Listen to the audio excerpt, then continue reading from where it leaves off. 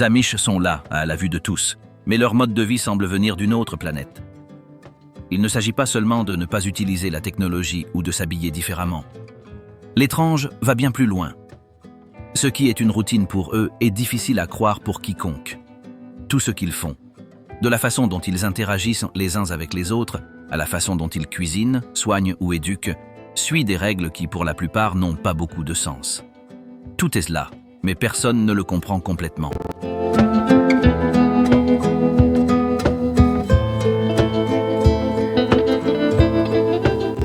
Ce sont des coutumes qui n'ont pas changé depuis des générations, même si le monde ne ressemble plus à ce qu'il était autrefois. Et le plus fort n'est pas ce qu'ils font, mais la façon dont ils le maintiennent, sans explication, sans doute, sans pause. Mais si rien ne peut sortir de l'ordinaire, quelles sont ces choses que les gens font tous les jours et qui, à notre époque, sont si difficiles à comprendre? Bienvenue à Mundar. Aujourd'hui, je vais vous montrer. C'est parti!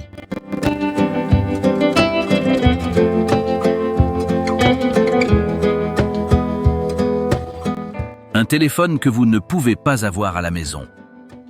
Dans toute maison moderne, le téléphone fait partie de l'environnement. C'est dans la cuisine, dans la chambre, sur la table de la salle à manger. Mais parmi les Amish, c'est impensable. Non pas parce qu'ils rejettent complètement la technologie, mais parce qu'ils croient qu'introduire un téléphone à la maison, c'est comme ouvrir une porte qui ne peut pas être fermée. C'est pourquoi, dans de nombreuses communautés, si quelqu'un a besoin de passer un appel, il doit sortir, marcher jusqu'à la limite de la propriété et entrer dans un hangar en bois loin de la maison. Là, dans un espace sans fenêtre ni confort, se trouve un téléphone fixe, sans Internet, sans écran, sans fonction moderne. On l'utilise uniquement lorsque c'est nécessaire, jamais par habitude. Les appels doivent être brefs, directs et simples. Personne ne s'attend à ce que quelqu'un s'attarde dans cet endroit. Si cela prend du temps, cela sera discuté. Et s'il récidive, il est surveillé. Le plus curieux est que ce téléphone n'est pas interdit. C'est autorisé, mais sous des conditions tellement strictes que son utilisation devient exceptionnelle. C'est une façon de maintenir le contact avec le monde extérieur sans laisser ce contact envahir la vie domestique. La distance physique entre l'appareil et la maison n'est pas une coïncidence. C'est une frontière symbolique. Pourtant, notamment parmi les jeunes, certains trouvent des moyens de contourner cette restriction. Ils cachent leur téléphone portable dans les écuries, les éteignent pendant la journée et les utilisent secrètement la nuit. Mais tout le monde sait que s'ils sont découverts, les conséquences ne sont pas légères. Ce n'est pas seulement un défaut, c'est le signe que quelque chose en eux est déjà tourné vers un autre monde.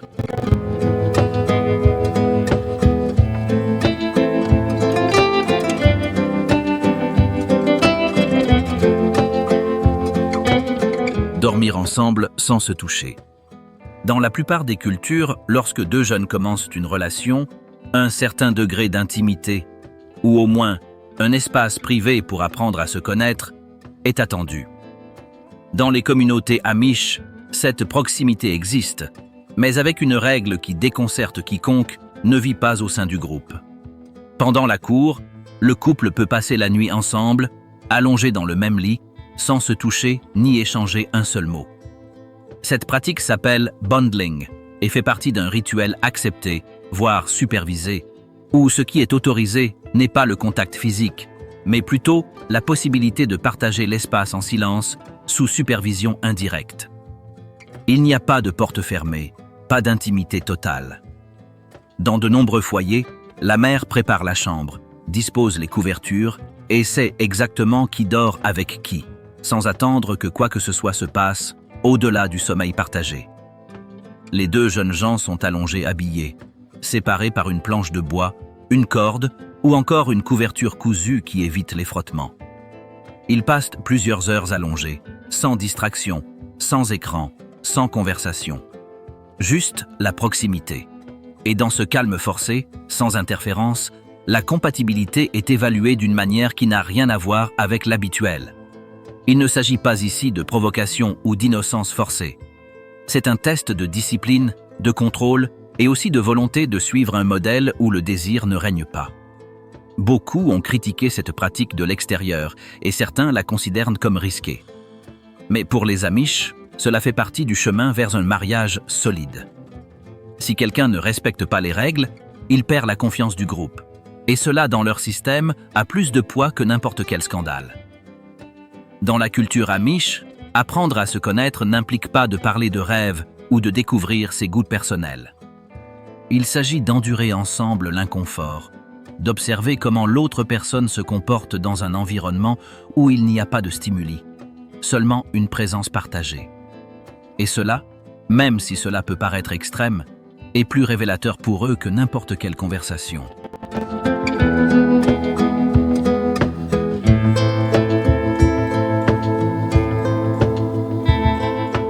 Une école qui apprend à ne pas quitter le groupe. Dans le monde Amish, l'école n'est pas une préparation à affronter le monde extérieur, mais un outil permettant de garantir que les jeunes restent dans le même environnement dans lequel ils ont grandi. Ainsi, contrairement à d'autres systèmes, l'objectif n'est pas d'ouvrir des possibilités, mais de rétrécir les chemins. Les enfants n'étudient que jusqu'à l'âge de 14 ans, et ce qu'ils apprennent est soigneusement choisi, afin de ne pas susciter de questions inappropriées. Les cours ont lieu dans de petits bâtiments, sans connexion Internet, sans ordinateur, sans laboratoire et sans manuel scientifique moderne. Il y a un tableau noir, des bancs en bois, un enseignant nommé par la communauté et un ensemble limité de matières, lecture, écriture, calcul de base et religion. L'histoire du monde n'est pas enseignée, les idées philosophiques ne sont pas discutées, l'évolution ou les conflits politiques ne sont pas abordés. Tout ce qui pourrait relier l'étudiant à une pensée extérieure est évité. L'enseignant, presque toujours membre de la communauté, n'a pas de formation supérieure. Leur rôle n'est pas de transmettre des connaissances académiques, mais de renforcer les valeurs du groupe. Il est respecté pour son comportement, pas pour son entraînement.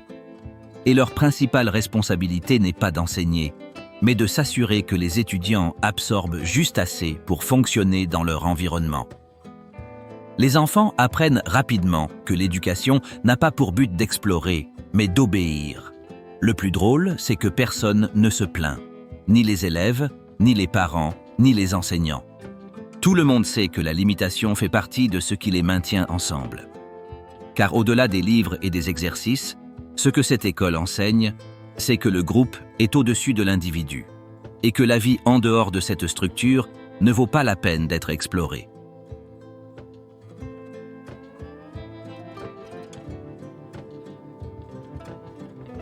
La voiture comme mode de vie et non comme moyen de transport. Lorsqu'un Amish a besoin de se déplacer d'un endroit à un autre, il ne démarre pas sa voiture et ne consulte pas d'application. Il monte dans une calèche en bois tirée par des chevaux et se déplace à un rythme régulier, sans se soucier de savoir si les autres vont plus vite. Ce qui les rend spéciaux, ce n'est pas le moyen de transport, mais le principe qui le sous-tend. Ce n'est pas de la nostalgie ou de la tradition, mais une décision claire de ne pas dépendre de ce qu'ils ne peuvent pas contrôler. Les calèches ne sont pas des pièces décoratives et ne sont pas utilisées uniquement pour des événements. Ils font partie de la vie quotidienne. Ils sont soigneusement conçus, fabriqués au sein de la communauté et adaptés au climat ou au type de route. Certaines ont de petites fenêtres, d'autres seulement une ouverture latérale. Peu de gens utilisent des pneus en caoutchouc. La plupart conservent des roues simples, qui sont réparées avec des outils de base et ne nécessitent pas de pièces achetées. Le cheval n'est pas un accessoire. C'est un collègue de travail, un élément du rythme familial. Il est bien nourri, soigné quotidiennement et dressé à obéir sans surprise. Chaque famille connaît son propre caractère, sait quand elle est fatiguée ou malade, et adapte les itinéraires à ses capacités.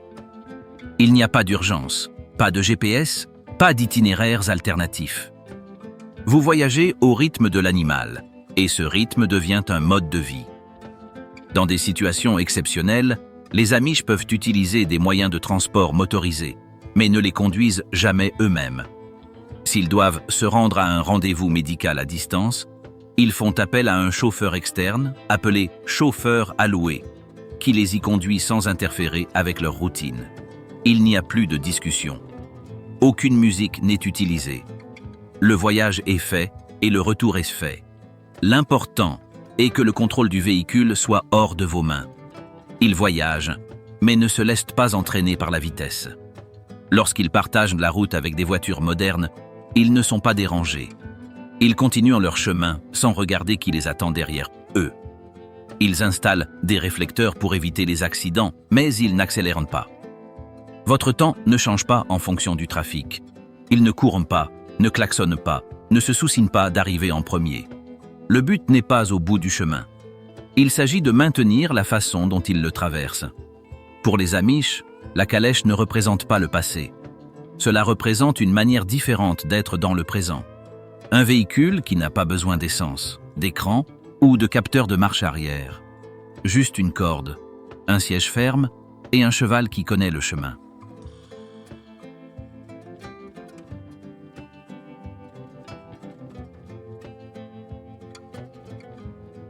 Travailler dès l'âge de 3 ans sans que personne ne le remette en question. Dans la plupart des endroits, un enfant de 3 ans commence tout juste à explorer le monde. Jouer, dessiner, demander. Chez les Amish, à cet âge, on a peut-être déjà une tâche qui nous est assignée. Il ne s'agit pas d'une obligation imposée de manière sévère, mais plutôt d'une intégration naturelle au fonctionnement de la maison. L'enfance n'est pas une étape à part. Dès qu'ils savent marcher, les enfants deviennent un élément actif de l'environnement productif. Personne ne leur explique avec des mots ce qu'ils doivent faire. Ils regardent et répètent simplement. Si la mère cuisine, la fille apporte du bois ou remue la pâte. Si le père range les outils, le fils ramasse les clous ou tient une planche. Il n'y a pas de jeu parallèle pendant que les adultes travaillent. Le jeu, quand il existe, est fait des mêmes matériaux que le travail. Terre, bois, cordes, petits animaux. Vous ne recevez pas d'éloge pour avoir aidé. Aucune récompense n'est non plus attendue. La participation fait partie de la croissance. Si quelqu'un fait bien son travail, on lui en donne simplement un plus difficile. Et s'il ne le termine pas, il est autorisé à le répéter jusqu'à ce qu'il apprenne. Personne ne lui met la pression, mais il n'est pas non plus justifié d'être petit. Au fil des années, la charge de travail augmente. À l'âge de 5 ans, beaucoup savent déjà distinguer les graines, laver les ustensiles ou emballer les produits. À 7 ans, ils peuvent faire de la pâte ou prendre soin de petits animaux. À 10 ans, certains manient déjà les outils avec précision. L'apprentissage ne dépend pas des niveaux scolaires, mais des besoins familiaux. Les enfants ne demandent pas plus de temps libre, non pas parce qu'ils n'en veulent pas, mais parce que ce n'est même pas considéré comme une option. Ils se lèvent tôt, suivent leurs aînés et s'adaptent. Ce qu'ils font ne s'appelle pas du travail. Il s'agit simplement de vivre au sein d'une structure qui ne laisse personne de côté. Le plus curieux est que cela ne se vit pas avec rigidité. Personne ne crie, personne ne punit, personne ne force avec des menaces. Mais le groupe regarde. Si un enfant est distrait, cela se voit. S'il refuse, on en discute. Et petit à petit, l'environnement le pousse à s'asseoir. Car dans cette dynamique, c'est être utile qui donne de la valeur. Il n'y a pas de séparation entre ce que font les parents et ce que font les enfants. S'ils ont besoin de ramasser du bois de chauffage, ils y vont ensemble. S'il faut faire du pain, tout le monde aide. Ce qui est appris est transmis sans explication. Et quand un enfant commence à faire des choses par lui-même, il n'est plus traité comme un enfant. C'est inclus.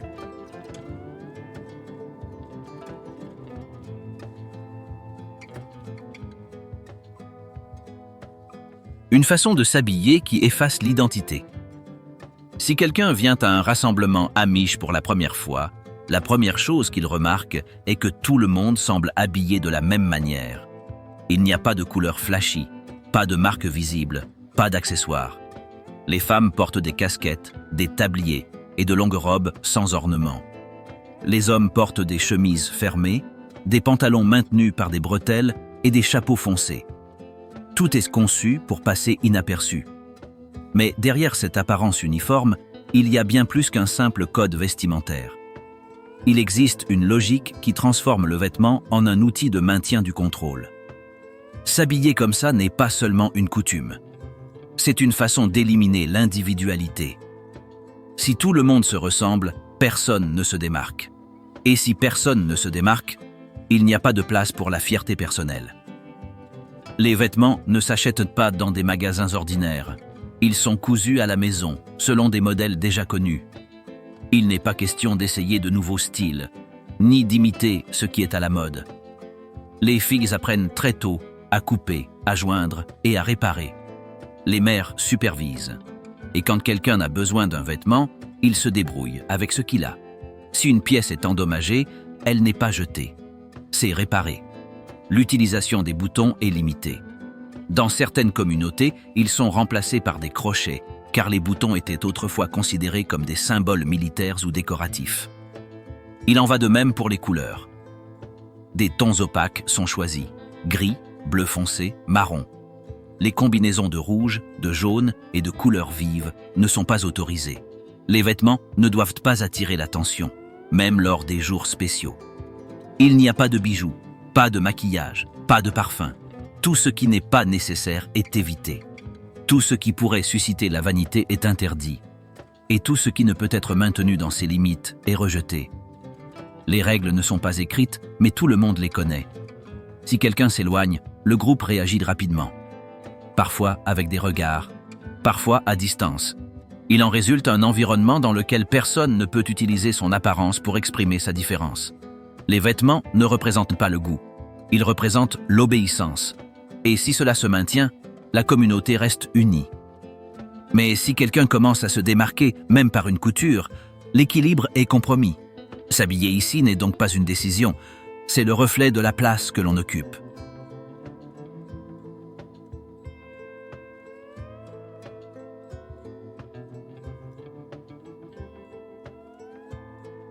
Des punitions appliquées sans parler.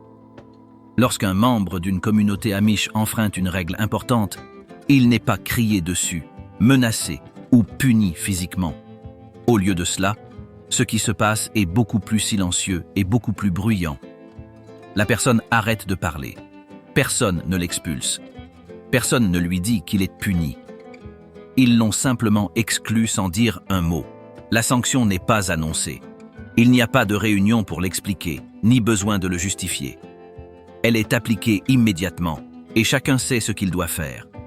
Si avant quelqu'un vous saluait à votre arrivée, maintenant vous entrez et ne recevez aucune réponse. S'il demande quelque chose, ils ne lui répondent plus.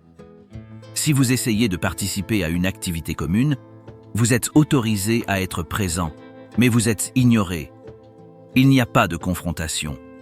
Il y a du vide.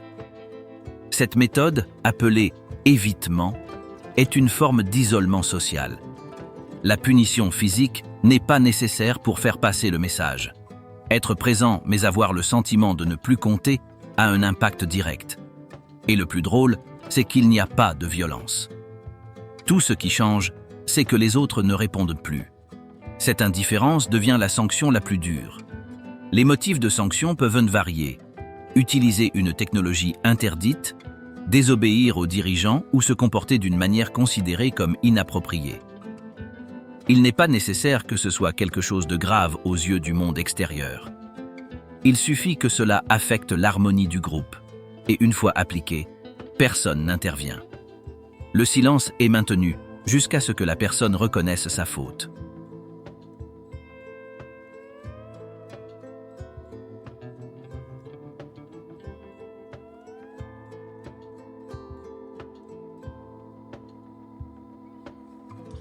Des réunions où les gens chantent, mais ne parlent pas. Chaque semaine, les jeunes Amish se réunissent dans des maisons désignées pour passer du temps ensemble. Il n'y a pas de musique moderne, pas de danse, pas de jeu.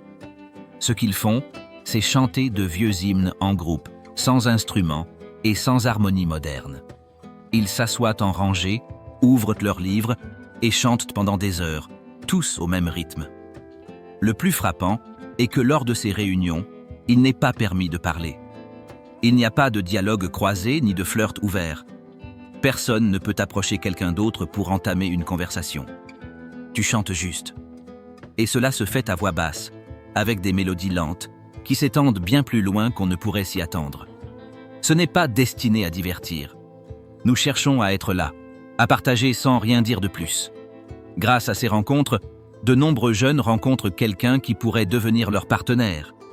Mais ce lien ne commence pas par des mots. Cela commence par de brefs regards, des gestes minimaux et une présence répétée dans le même espace. C'est un code silencieux où chaque détail compte. Un sourire subtil peut signifier de l'intérêt. Une distraction peut être mal vue. Tout est observé, même si personne ne dit rien. Une fois la chanson terminée, certains restent pour aider à ranger les lieux. C'est à ce moment-là, et seulement là, qu'il peut y avoir un peu plus d'interaction libre. De courtes phrases sont échangées, des sujets triviaux sont discutés et des intentions futures sont évoquées. Mais toujours dans le cadre autorisé. Personne n'agit en dehors de cette marge sans risquer des conséquences. Des adultes sont également présents. Ils ne participent pas au chant, mais ils veillent. Ils ne s'approchent pas directement, mais observent de loin. Leur présence n'interfère pas, mais elle pose des limites. Et tout le monde sait qu'ils sont là pour s'assurer que les règles ne sont pas enfreintes. Ces rencontres ne sont pas obligatoires, mais les manquer peut soulever des questions. En revanche, la participation démontre une volonté d'intégration. Ce n'est pas un événement aléatoire. C'est un espace clé où sont mesurées la maturité, le comportement et la volonté de faire partie de l'avenir de la communauté. Chanter sans parler peut paraître étrange. Mais dans cet environnement, le silence n'est pas une absence. Cela fait partie du message. Ici, avant que quiconque ne dise un seul mot, beaucoup de choses ont déjà été dites.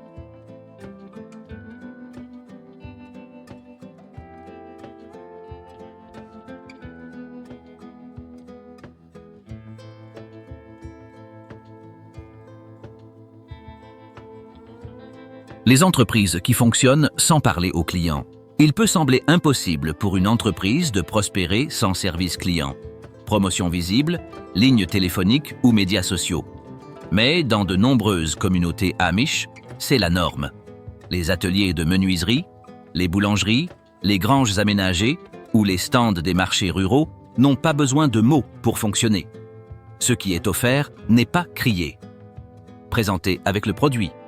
Et les relations avec les acheteurs se limitent à l'essentiel.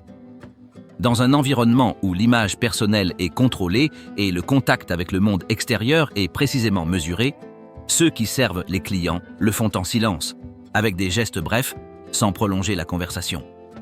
Il n'y a aucune persuasion, aucune offre, aucune tentative de fidélisation. Si quelqu'un entre dans le lieu, il est accueilli par un environnement simple et propre, avec tout mis en place, mais sans accueil verbal. Parfois, le vendeur ne vous regarde même pas dans les yeux. Il effectue la transaction, récupère l'argent et continue sa tâche. Les clients non amish, en particulier les habitués, connaissent déjà cette logique. Ils ne s'attendent pas à un sourire forcé ou à une conversation. Ils savent qu'ils sont là pour la qualité, pas pour l'attention. Les débutants peuvent se sentir confus. Mais s'ils reviennent, c'est qu'ils ont compris qu'ici on n'achète pas par sympathie. Vous achetez en fonction de la confiance. Les commerces sont souvent rattachés à la maison familiale, séparés seulement par une porte ou un mur.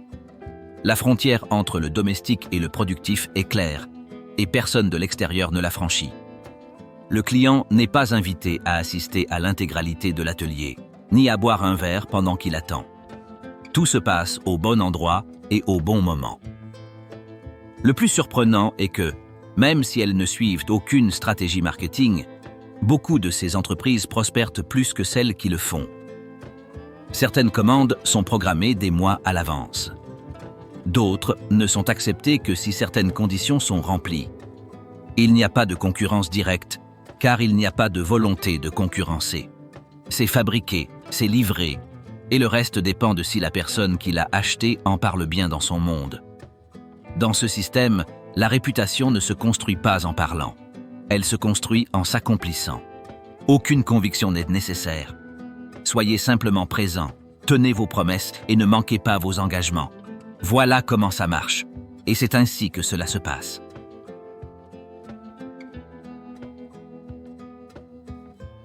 Une religion sans temple, sans pasteur et sans études.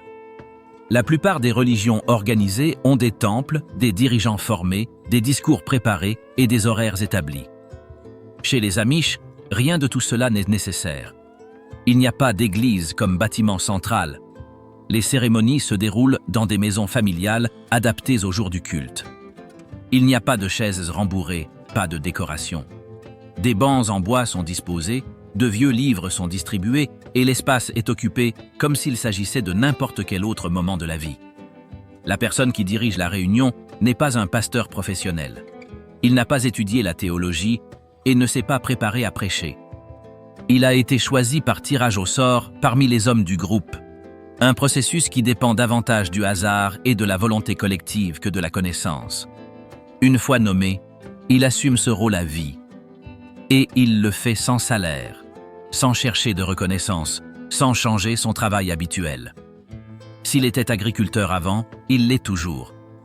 S'il était charpentier, il l'était aussi. Pendant le culte, il n'y a pas de musique instrumentale. Uniquement du chant a cappella, lent, répétitif, dans une langue ancienne que les jeunes ne comprennent souvent pas entièrement. Mais ils le chantent toujours, parce qu'ils l'entendent depuis toujours. Le but n'est pas la compréhension littérale, mais la répétition rituelle. Le sacré ne s'explique pas, c'est vécu. Les lectures de la Bible se font à voix basse, sans dramatisation. L'émotion n'est pas encouragée. Attention, respect et surtout calme sont attendus. Le but n'est pas de bouger, mais de renforcer le fait que tout le monde est là pour la même raison. Celui qui prêche ne donne pas d'interprétation personnelle. Commentez simplement ce que vous lisez. Il le fait sans élever la voix, et ça se termine sans applaudissements. Il n'y a aucun appel à l'action. La conversion n'est pas recherchée, et le salut immédiat n'est pas promis. Ce qui compte, c'est la continuité du groupe. Laissez tout le monde participer, que personne ne s'en aille, que le même message soit entendu encore et encore, sans changement. Si quelqu'un a un doute théologique, il ne l'exprime pas en public. La religion n'est pas un débat. Ce n'est pas une question, c'est une acceptation. Et si quelque chose n'est pas compris, on n'en discute pas. On suppose que le temps viendra où cela aura du sens. La cérémonie se termine sans clôture marquée. Les familles restent pour déjeuner ou rentrent chez elles. Il n'y a pas d'adieu formel. Aucun message n'est distribué pour la semaine. Le livre est rangé. Les bancs se lèvent. Et la journée continue. Comme si rien ne s'était passé. Mais tout le monde sait que cela s'est produit. Parce que la chose la plus importante ici n'est pas dite.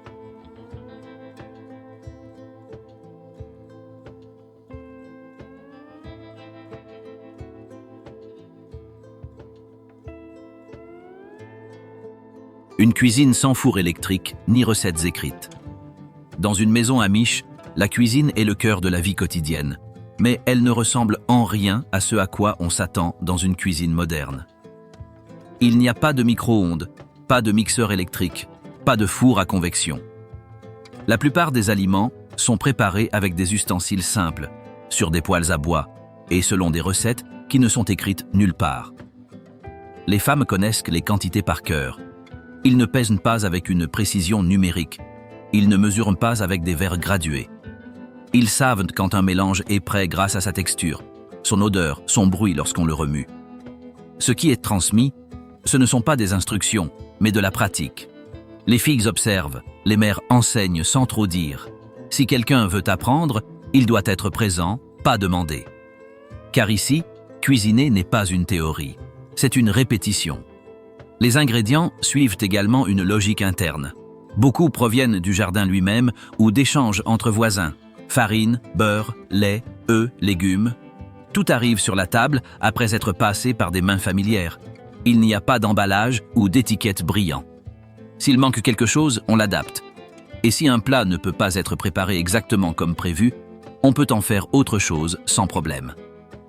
La fabrication du pain est une activité quotidienne dans de nombreux foyers. Il est pétri à la main, cuit dans des fours en pierre ou en métal, et partagé entre les membres de la famille sans que personne ne le qualifie de spécial. Faire du pain n'est pas un événement. Cela fait partie du rythme. Comment préparer une soupe, conserver des fruits ou des légumes en conserve pour l'hiver? Rien ne s'improvise, mais rien n'est célébré non plus. On ne cuisine pas pour impressionner. L'assiette n'est pas décorée. aucune expérience avec des ingrédients rares. L'objectif n'est pas d'innover, mais de pérenniser. La nourriture doit nourrir, être suffisante et durer. Il n'y a pas d'excès, il n'y a pas de gaspillage, et tout ce qui reste est conservé pour plus tard. Pendant les repas, pas de télévision, pas d'interruption, pas de consultation de téléphone.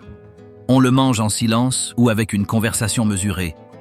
Personne n'est servi avant les autres. Personne ne quitte la table sans raison. On ne parle pas du menu, on ne commente pas le goût. Vous dites merci d'un geste et vous continuez la journée. Ici, la cuisine n'est ni un art, ni une passion. C'est une responsabilité.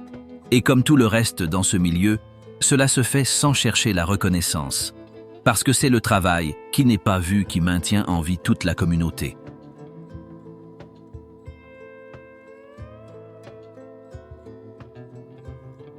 Une technologie qui n'est acceptée que si elle n'est pas touchée. Même si de l'extérieur, il peut sembler que les Amish vivent dans un autre siècle, la vérité est qu'ils ne rejettent pas toute technologie. Ils l'acceptent, mais sous des conditions très précises. Et le plus curieux, c'est qu'ils peuvent travailler avec des machines modernes, à condition que ce ne soient pas eux qui les allument. La limite n'est pas dans l'objet, mais dans celui qui le contrôle. Dans certains ateliers Amish, les meubles haut de gamme sont fabriqués à l'aide de scies électriques, de compresseurs ou de presses hydrauliques. Mais les Amish qui y travaillent n'actionnent pas les boutons. Le fonctionnement des machines dépend d'un générateur séparé, activé par un tiers, ou même d'un système mécanique alternatif qui ne nécessite pas d'électricité directe.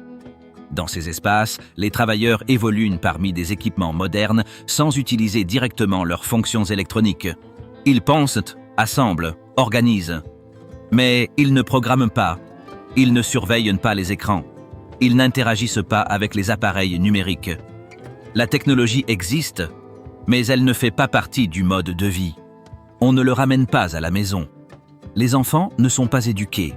Ils restent un outil externe. La même chose se produit avec l'électricité. Dans certaines collectivités, l'éclairage artificiel est autorisé dans certaines zones à condition qu'il provienne d'une source contrôlée, comme un générateur autonome.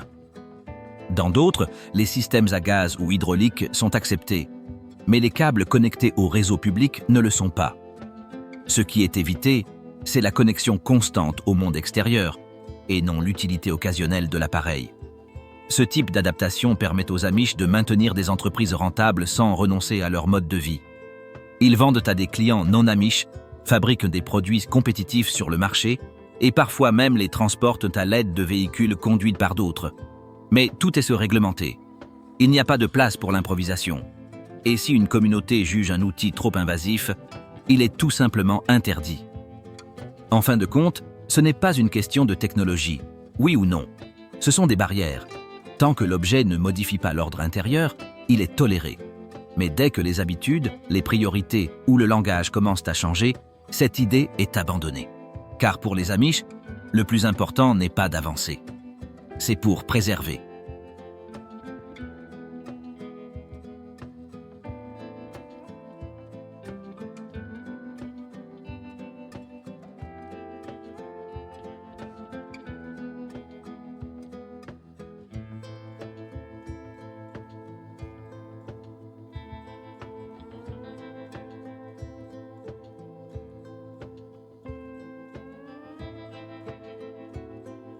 Le silence corrige aussi. Dans la vie quotidienne des Amish, parler n'est pas toujours l'outil principal pour résoudre un problème. En fait, dans de nombreuses occasions, le silence remplit une fonction plus puissante. Il ne s'agit pas seulement de la punition dont nous avons parlé plus tôt, où quelqu'un qui a enfreint une règle est ignoré. Ici, le silence est également utilisé entre les membres de la famille, pendant les repas, au travail ou lors des réunions.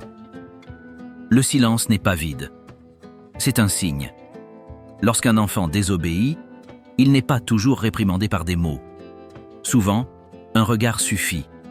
Si vous insistez, l'adulte peut ne rien dire.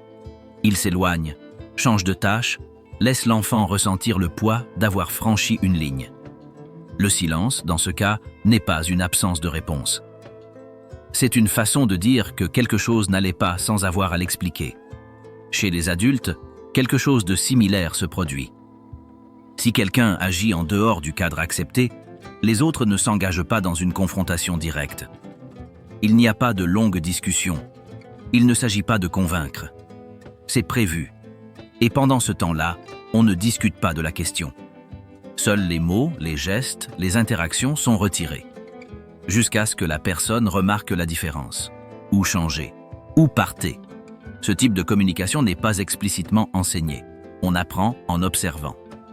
Dès leur plus jeune âge, les Amish savent que parler n'est pas toujours nécessaire. Et quand quelqu'un ne parle pas, il faut faire attention. Cela peut être par respect, par inconfort ou par distance, mais jamais par négligence. Ici, le silence signifie toujours quelque chose. Lors des réunions communautaires, même les espaces de prise de décision sont traités avec peu de mots. Personne n'interrompt, personne n'élève la voix. Lorsqu'une question nécessite un accord, les dirigeants proposent et les autres hochent simplement la tête ou font un geste. Il n'y a pas de vote ouvert. Il n'y a pas de débat. Il existe un consensus sur la conduite à tenir. Et si quelqu'un s'y oppose, il le fait en gardant le silence alors que tous les autres ont donné des signes d'accord. Ce système s'applique également dans les moments plus intimes. Dans un couple, dans une famille, dans la parentalité. Tout n'est pas discuté. Tous les gestes ne sont pas clarifiés. Beaucoup de choses sont considérées comme acquises, et lorsqu'elles ne sont pas respectées, les conflits ouverts ne surviennent pas. Un espace vide est créé. Et cet espace devient la véritable conversation. De l'extérieur, cela peut paraître tendu, voire inconfortable. Mais dans l'environnement Amish, cela fait partie de l'ordre. Tout n'est pas dit, tout n'est pas répondu. Et lorsque cela est accepté, le groupe fonctionne sans friction visible. Parce qu'ici, le bruit n'est pas le bienvenu. Et quand on l'évite, chacun comprend mieux où il en est.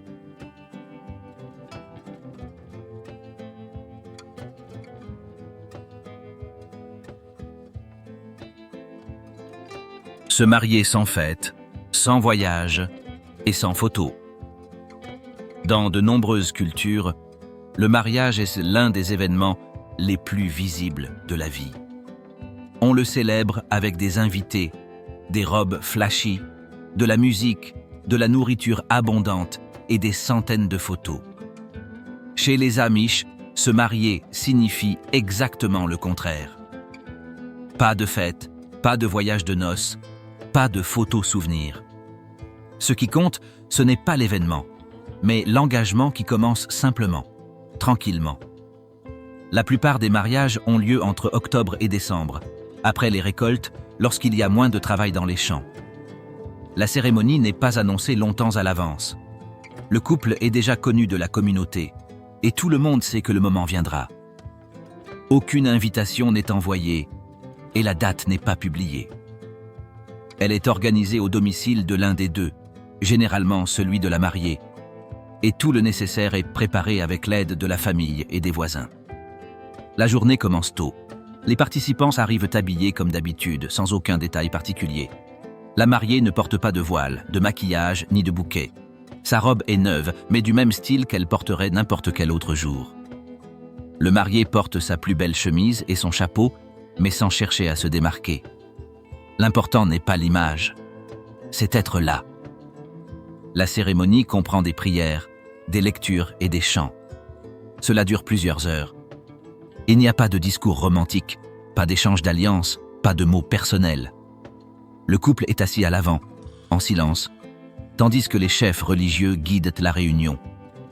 Personne n'applaudit, personne ne crie « Vive les mariés !» Et quand c'est fini, le couple rejoint les autres comme toujours. Un grand repas est ensuite servi, préparé par les femmes de la communauté. Nous mangeons dans l'ordre, sans musique de fond, sans jeu, sans toast. Tout est bien organisé, mais sans fioritures. Ce qui compte, c'est de partager, pas d'impressionner. La lune de miel n'existe pas en tant que concept. Le couple passe la nuit chez les parents du marié ou dans une maison voisine.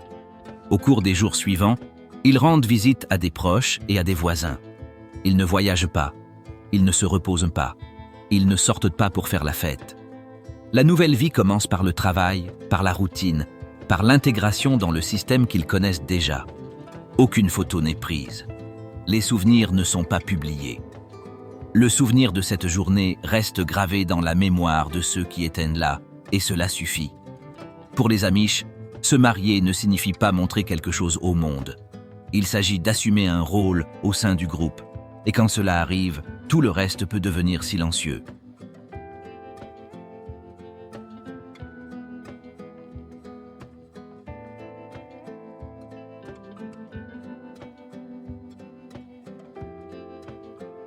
N'applaudissez jamais, même pas lors des célébrations. Dans de nombreuses cultures, applaudir est automatique. Quelqu'un finit de parler et applaudit. Un enfant fête son anniversaire, on l'applaudit.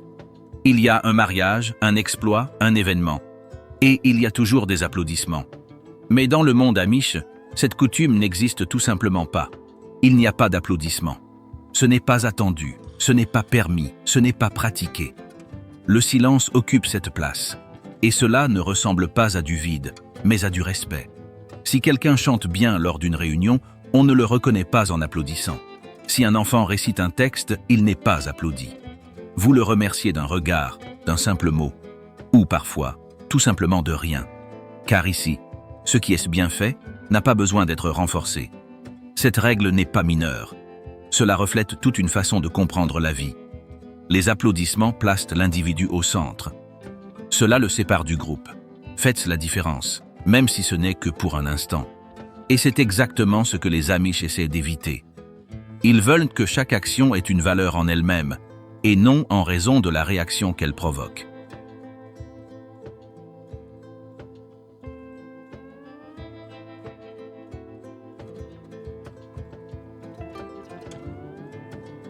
Faire la même chose tous les jours sans jamais se fatiguer.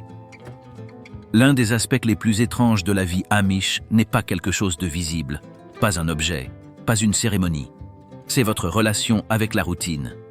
Alors que dans de nombreux environnements, la variété, le changement constant et l'innovation sont valorisés, chez les Amish, c'est la répétition qui assure la sécurité. Faire la même chose tous les jours n'est pas un fardeau.